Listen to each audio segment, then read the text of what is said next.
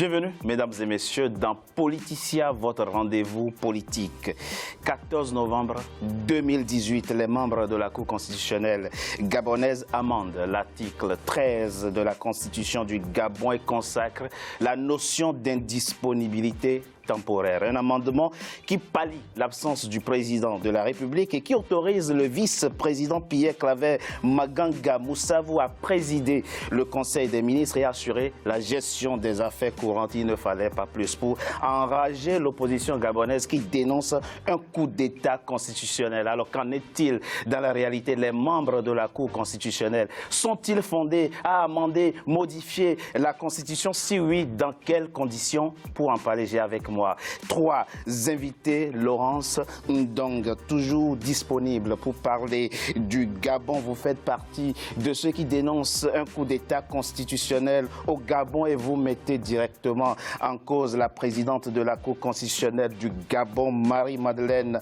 Montmorenso, que vous accusez de tous les malheurs du Gabon. Vous êtes membre de la campagne internationale Tournons la page. Vous nous direz au cours de cette émission quelle page vous voulez tourner.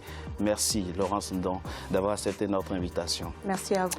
Maître Brice Nzamba, vous êtes avocat au barreau de Paris, féru et passionné du droit constitutionnel. On parlera de la matière constitutionnelle au cours de cette émission. Merci d'avoir accepté notre invitation. Je vous remercie, Richard. Et j'ai également Monsieur Yohan Zuye, vous êtes membre du mouvement citoyen Trop, c'est trop. Indigné êtes-vous effectivement de ce qui s'est passé il y a quelques jours dans votre pays, le Gabon, mais vous nous en direz davantage au cours de cette émission. Merci, Monsieur Zuye, d'avoir accepté notre invitation. Je précise d'emblée que la plupart, disons tous les membres du PDG, le Parti démocratique gabonais, le parti au pouvoir que nous avons sollicité, ont préféré ne pas parler de cette actualité au Gabon. Certains d'entre eux préfèrent rester plutôt dans la prière pour que guérisse vite le président de la République du Gabon, chose que nous comprenons et que nous respectons tout à fait.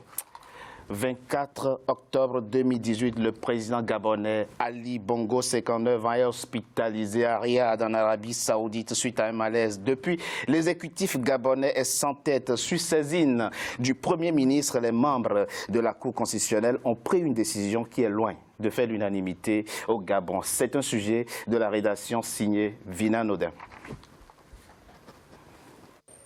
Alors que le doute règne sur l'état de santé du chef de l'État gabonais Ali Bongo Ondimba depuis le 24 octobre, le Premier ministre Emmanuel Izosé Ngandé a saisi la Cour constitutionnelle. L'institution a reconnu ce 14 novembre une indisponibilité temporaire du président de la République. Pendant son absence, c'est le vice-président Pierre Claver Maganga Moussavou qui sera chargé de présider les conseils des ministres et de s'occuper des dossiers urgents. En cas d'indisponibilité temporaire du président de la République pour quelque cause que ce soit, certaines fonctions dévolues à ce dernier, à l'exception de celles aux articles 18, 19 et 109, alinéa 1er, peuvent être exercées soit par le vice-président, soit par le Premier ministre, sur autorisation spéciale de la Cour constitutionnelle, saisie par le Premier ministre ou un dixième des membres du gouvernement, chaque fois que c'est nécessaire. En vertu de cet alinéa ajouté à l'article 13, le vice-président de la République est autorisé à convoquer et à présider un conseil des ministres qui portera exclusivement sur l'ordre du jour joint à la requête du Premier ministre. Cette autorisation accordée au vice-président Pierre Claver Maganga Moussavou permettra au gouvernement d'assurer le Conseil des ministres qui ne s'est pas tenu depuis 3 semaines. L'ajout de ce nouvel alinéa suscite de vives réactions du côté de l'opposition qui dénonce ce manque d'informations. Sur les réseaux sociaux ou dans leur QG, les membres de l'opposition reprochent au gouvernement de ne pas diffuser les informations sur l'état de santé du président Ali Bongo Ondimba. Le peuple gabonais et bien sûr l'opposition prend très mal les décisions que prend la Cour constitutionnelle. Le vice-président ne peut pas être désigné comme intérimaire du président. La Constitution est claire. Lorsque le président est empêché, c'est le président du Sénat qui assure l'intérim. Âgé de 59 ans, le président de la République du Gabon, Ali Bongo Ondimba, est hospitalisé en Arabie Saoudite depuis le 24 octobre. Selon les déclarations de la présidence, les médecins ont constaté des saignements justifiant une prise en charge médico-chirurgicale. Pour l'heure, la date de son retour et l'évolution de sa situation n'ont pas été communiquées. Les membres d'une Cour constitutionnelle peuvent-ils amender, modifier la Constitution? Oui, répondent de nombreux spécialistes, mais il faut que l'esprit de la Constitution soit respecté. Il faut qu'on soit en face d'une situation non prévue par le constituant et il faut qu'on soit en face d'un silence ou d'un vide constitutionnel. Laurence, donc vous ne reconnaissez pas l'existence de ces conditions dans votre pays, le Gabon.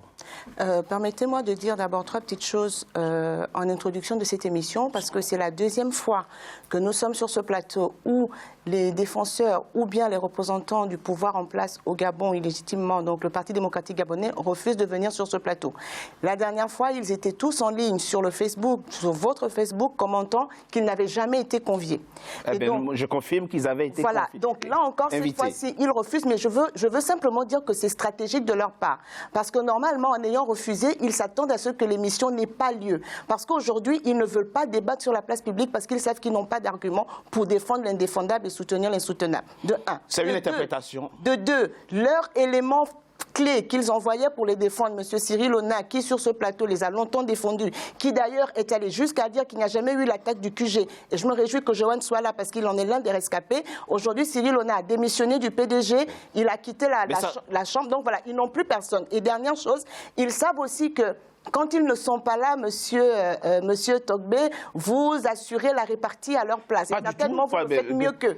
Donc, ils sont gagnants à ne pas être là parce que monsieur Togbe va essayer... Non, vous essayez de me conditionner, madame. Non, c'est pas ce que je dis. Je dis simplement qu'ils savent que monsieur Togbe va essayer d'apporter la contradiction et que cette contradiction pourrait être à leur avantage. C'est eux qui jouent avec ça. C'est un faux calcul. C'est pas moi. C'est un faux calcul, même si je fais l'analyse que j'ai faite de leurs interventions sur la page Facebook de l'émission. C'est tout ce que je voulais dire et que là encore, ça traduit la fourberie de ces gens qui pensent qu'ils peuvent se servir et manipuler de tout le monde. Mais qu'à cela ne tienne, moi j'accepte de venir sur ce plateau parce qu'il faut qu'on sache exactement ce que vivent les Gabonais, que l'on sache, que l'on dise haut et fort combien ces gens n'ont pas de limite et c'est navrant de voir que le droit qui devait être garant de l'équité, garant d'une certaine paix, parce que le fait qu'on ait la justice, c'est pour que les droits de chacun soient respectés.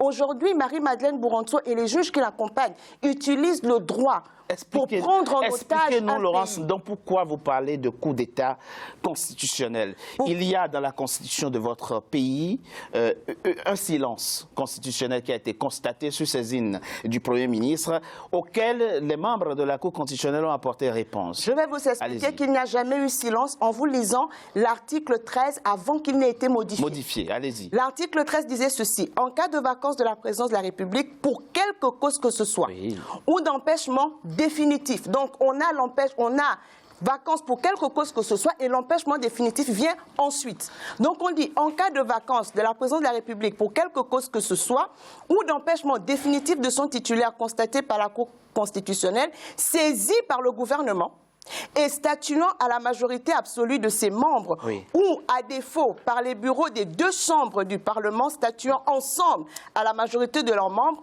les fonctions du président de la République, à l'exception de celles prévues aux articles 18, 19 et 116 alinéa 1er, sont provisoirement exercées par le président du Sénat ou en cas d'empêchement de celui-ci dûment constaté par la Cour. L'article 13 avant modification. Laissez-moi finir. Allez-y, madame. Voilà ce que l'article dit avant modification. Et vous remarquerez que madame Bouranto reprend le même intitulé en cas de vacances pour quelque cause que ce soit. Sauf qu'elle introduit la notion de temporaire qu'on ne connaît pas. Parce que temporaire, ça veut dire quoi? Elle ne sait pas comment va Ali Bongo ni quand est-ce qu'il revient. Ce temps n'est pas marqué. 1. 2. On nous dit ici que cette vacance est déclenchée par saisine du Premier ministre. Donc le Premier ministre l'a bel et bien saisi pour lui dire que le président de la République, ça fait 3 semaines qu'il n'y a pas eu de Conseil des ministres, qu'il est dans l'incapacité de gérer le pays. En un mot, le Premier ministre l'a saisi parce qu'il constate une vacance. Parce que si le président était empêché temporairement, lorsqu'on dit que quelqu'un est empêché temporairement... Non, on n'a pas dit empêché temporairement, ça veut dire indisponible temporairement. S'il est indisponible temporairement, ça veut dire que de là où il est, il peut donner des instructions, il peut parler, c'est très intéressant signer des documents. C'est très intéressant. Donc, à ce moment-là, on n'a pas besoin de saisir la Cour constitutionnelle pour faire constater son absence. Mais alors, si on l'a fait constater, c'est qu'il y a donc vacances. Et dans ce cas, elle aurait simplement dû mettre en œuvre le même article 13 sans avoir eu besoin de modifier et demander à madame Lucie Milébou, qui est présidente du Sénat, d'assurer l'intérim. Et donc vous faites basculer l'analyse de vacances à empêchement définitif alors? Mais ce n'est pas empêchement définitif. L'article 13 dit en cas de vacances pour quelque cause que ce soit ou d'empêchement définitif. Oui. C'est l'article 13 qui le disait déjà. Oui, mais et quand on dit pour quelque cause que ce soit, ça peut être fatigue sévère. C'est l'épithète temporaire qui vous gêne. Non, mais quand on dit pour quelque cause que ce soit, ça peut être fatigue sévère, fatigue légère, ABC, ce que vous voulez, c'est quelque cause que ce soit. Et suite à cette cause, il est dans l'incapacité de gérer le pays, d'où la saisine du Premier ministre à la Cour. Donc eux-mêmes ont constaté la vacance. Et le problème, c'est qu'ils votent des lois qu'ils ne sont plus capables de mettre en œuvre quand ils estiment que leurs intérêts sont menacés. Et c'est là que c'est grave que des individus s'enferment dans un bureau et se prennent pour un peuple entier, parce que la Cour n'est pas législateur. La Constitution, c'est une loi. En l'occurrence, le fait d'amender la Constitution, ce n'est pas une fonction législative, ce n'est pas une prérogative législative. Quand on regarde l'article 83 et l'article 88 de la Constitution, on ne leur donne pas ce droit-là. Ils ont simplement le droit de l'interpréter, mais nul ne leur donne le droit de la modifier. Nous avons un juriste avec nom féru, je l'ai dit, du droit constitutionnel, Brice Ouzamba. Y a-t-il eu au Gabon un coup d'État constitutionnel? Écoutez, moi je pense qu'il faut déjà comprendre ce qu'on veut dire par coup d'État constitutionnel et ensuite je pourrais dire s'il y en a ou pas. Voilà, c'est-à-dire que ce qui est certain, c'est qu'il y a un cadre constitutionnel qui existe au Gabon et le président Ali Bongo, aujourd'hui on sait qu'il ne peut pas pour l'instant, il n'est pas en mesure d'exercer sa fonction, il n'est pas disponible. Et que prévoit donc la Constitution gabonaise? Je pense que la Constitution gabonaise prévoit, il y a deux notions qui sont prévues dans la Constitution gabonaise. On a vacances de pouvoir et empêchement définitif. Il y a l'article 11 qui prévoit deux cas de vacances de pouvoir.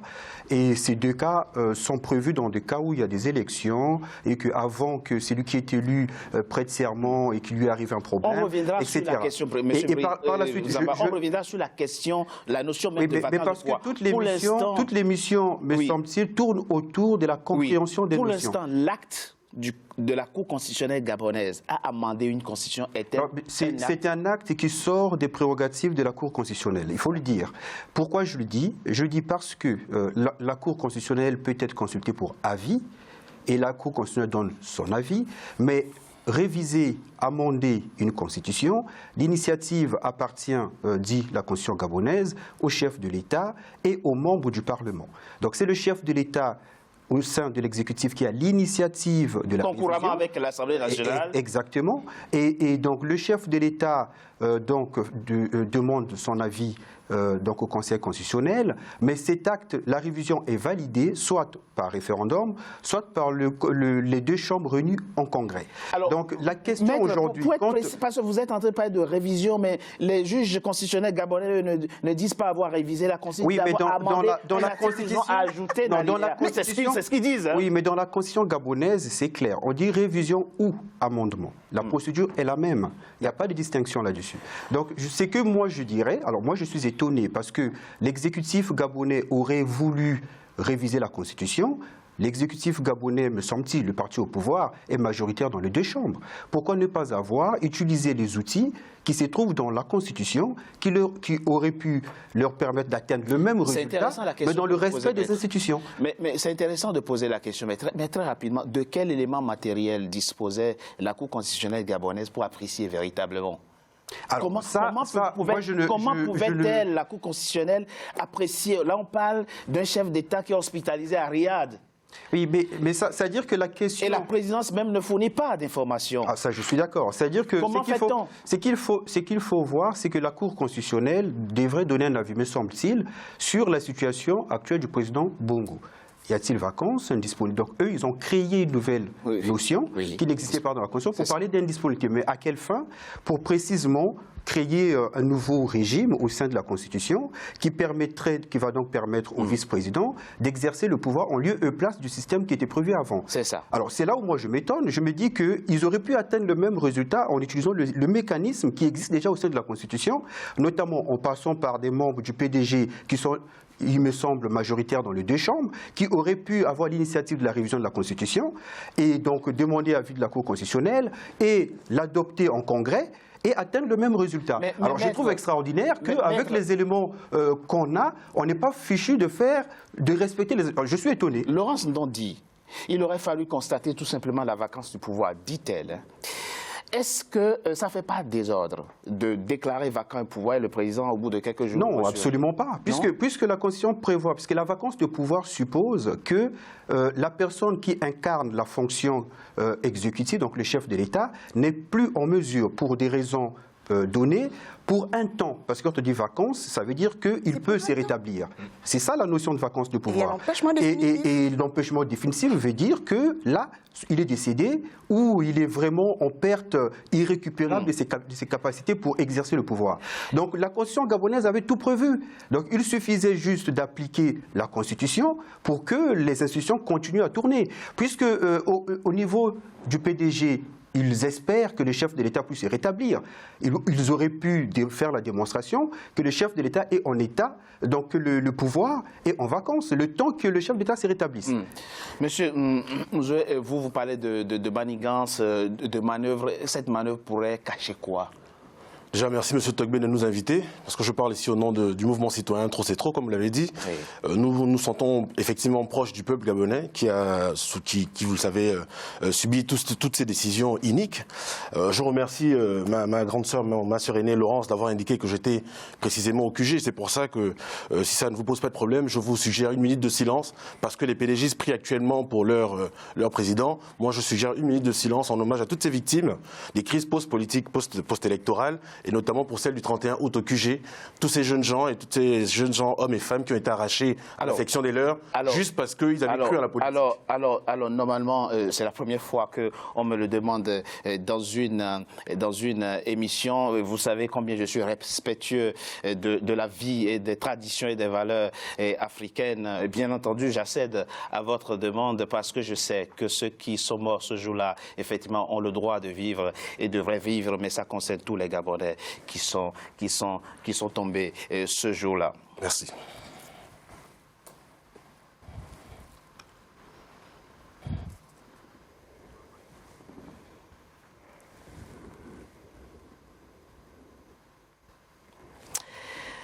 Merci, mais reprenons très rapidement, Laurence, avant qu'on ne marque une courte pause. Pourquoi, selon vous, la Cour constitutionnelle gabonaise n'a pas souhaité remettre le pouvoir à titre intérimaire à Madame la Présidente du Sénat? Avant de vous répondre, je veux juste revenir sur un truc. Vous avez dit, c'est moi qui dis qu'il y a eu vacances. Non, je dis la saisie du Premier ministre elle-même rentre dans le processus pour dire qu'il y a vacances. Parce que s'il n'y avait pas vacances, c'est-à-dire incapacité du président de gérer ne fût-ce que pendant un temps, parce que dans le mot vacances, exactement, il y a déjà la notion de temporaire, puisque c'est suivi par ou empêchement définitif. Donc, dans cette notion, il y avait déjà cette question de temporaire. Donc, le problème aujourd'hui, c'est qu'ils veulent gagner du temps. Et c'est ce qui laisse croire, qui confirme qu'Ali Bongo ne serait soit plus en vie, gagner du temps soit il ne serait plus en vie, soit il aurait réellement perdu tous ses moyens et ne sera plus capable de revenir au pouvoir un jour. Pourquoi?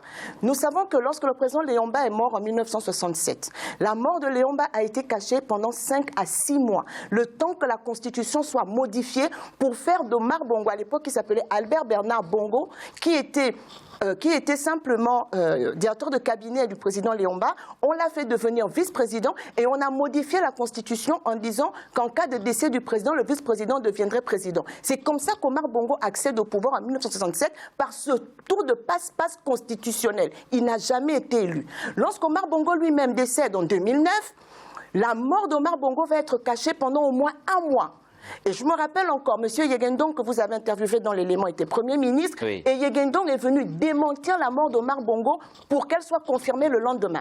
Donc c'est pour dire que chat échaudé craint l'eau froide. On est habitué à leur manigance. Donc parce ils que sont en train si le président n'est qu'empêché temporairement, on sait qu'il va revenir. On laisse Mme Milébou, elle est de leur parti, c'est leur constitution, c'est eux qui l'ont adoptée. On la laisse assurer l'intérim, mais comme ils savent qu'il ne reviendra plus, et que cet intérim, Madame Dan? Je le dis parce que sinon eux-mêmes auraient accédé. Laissez-moi finir mon raisonnement. S'ils savaient qu'il reviendrait, Madame Milébou prendrait la présidence pour la recéder à Ali Bongo. Mais si Ali Bongo ne revient pas, et que la vacance est déclarée, Mme Milébou est tenue d'organiser les élections dans les 60 jours. Oui. Or, aller à une nouvelle élection, au niveau du PDG, ils n'ont pas de dauphin, ils ne se sont pas préparés, ils ne savent pas comment faire. Donc, on introduit dans la Constitution une notion de vacances temporaire, mais on ne nous dit pas la durée de ce temporaire. Oui. Ce temporaire pourra durer 6 mois, 1 an, 2 ans, jusqu'en 2023. Ça pose la question, personne ne pourra savoir. Et pendant ce temps, eux, ils se préparent parce que l'objectif, c'est de conserver le pouvoir. Et Marie-Madeleine Bourantois, sa raison d'exister, c'est de conserver ce pouvoir. Ça pose la question concrète de la vacance du pouvoir, c'est-à-dire quelles sont les conditions dans lesquelles on peut parler de vacance du pouvoir. On en parle dans la deuxième partie de notre émission. Après une courte pause, à tout de suite.